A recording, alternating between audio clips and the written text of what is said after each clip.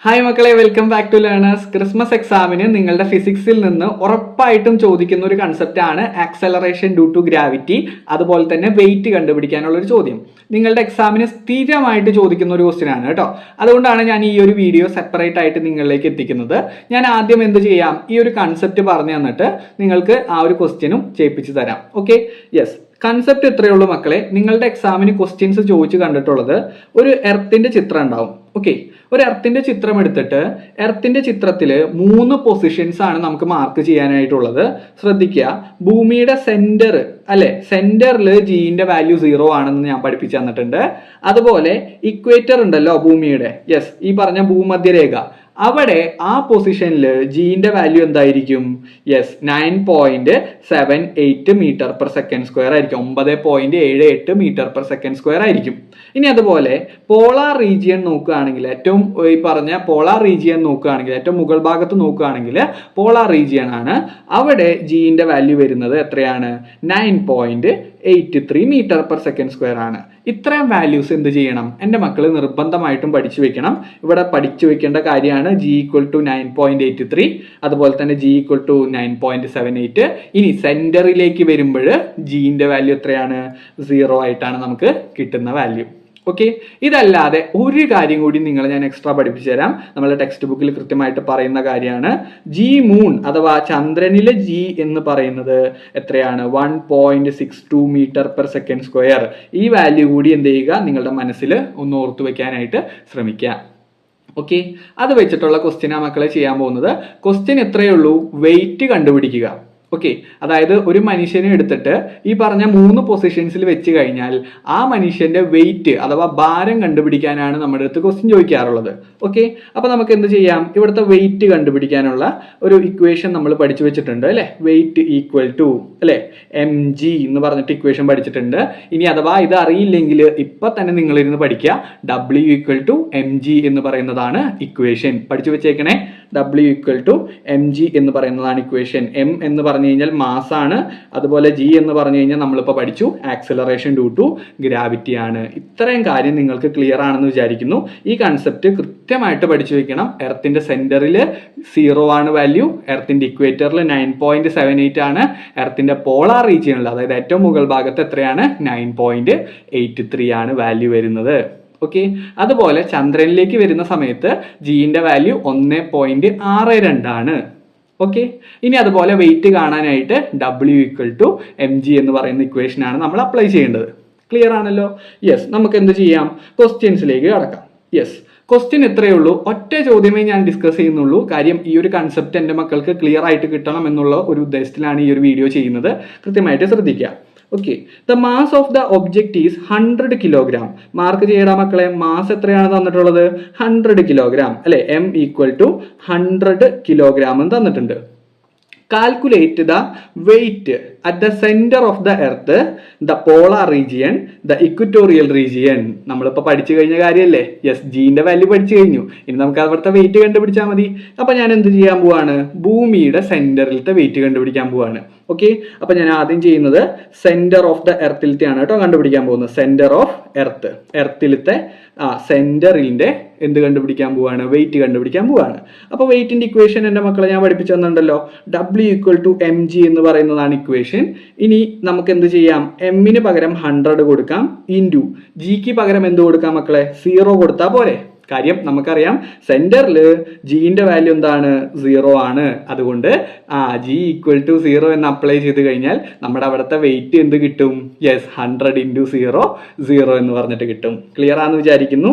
നമുക്ക് എത്ര കിട്ടി? ഇവിടെ 0 എന്ന് പറഞ്ഞിട്ട് നമുക്ക് ഇവിടുത്തെ വെയിറ്റ് കിട്ടി. അപ്പോൾ ഒരു വസ്തുവിനെ സെന്ററിലേക്ക് കൊണ്ടുവച്ചാൽ, ഭൂമിയുടെ കേന്ദ്രത്തിലേക്ക് കൊണ്ടുവച്ച് കഴിഞ്ഞാൽ അവിടെ അനുഭവപ്പെടുന്ന ഭാരം അല്ലെങ്കിൽ അവിടുത്തെ വെയിറ്റ് എന്ന് പറയുന്നത് 0 ആയിരിക്കും. ഈ ഒരു കൺസെപ്റ്റ് കിട്ടിയല്ലോ.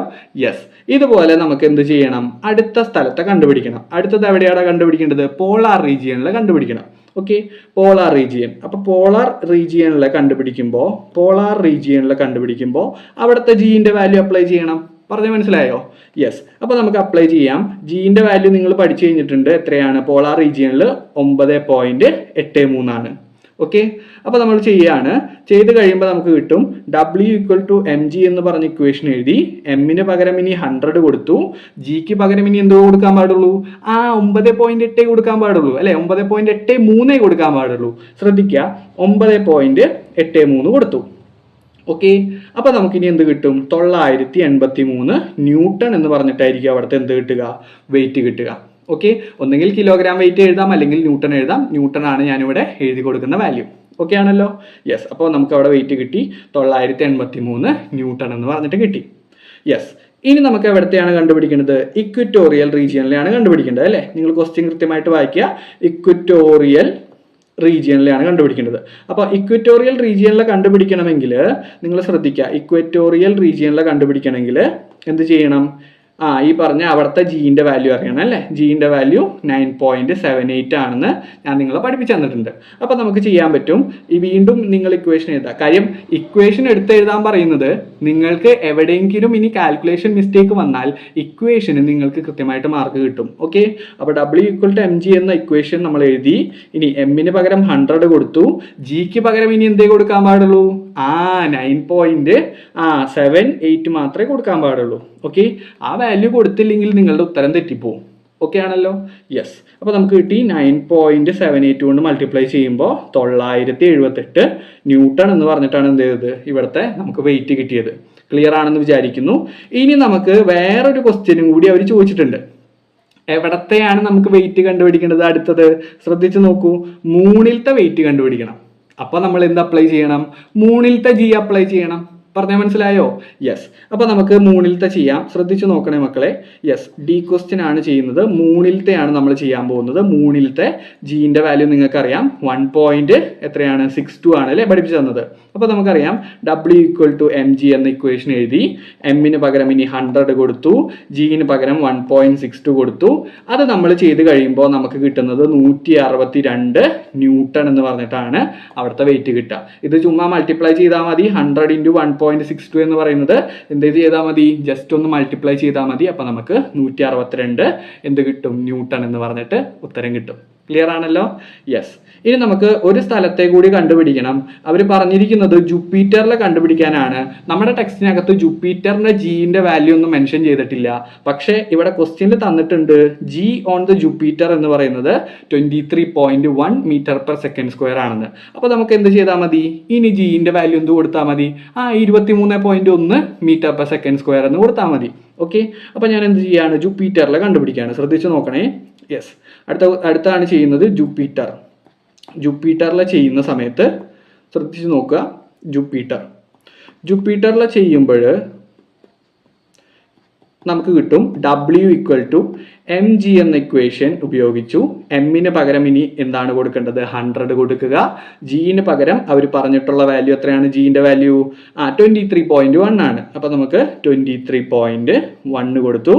ശ്രദ്ധിച്ചു നോക്കണേ, ഈ പാനയ്ക്ക് എന്തോ ഒരു ചെറിയ മിസ്റ്റേക്ക് ഉണ്ട്. 23.1 ആണ് നമുക്ക് എന്ത് ചെയ്യുന്നത്, ഇവിടെ വരുന്ന ജിന്റെ വാല്യൂ.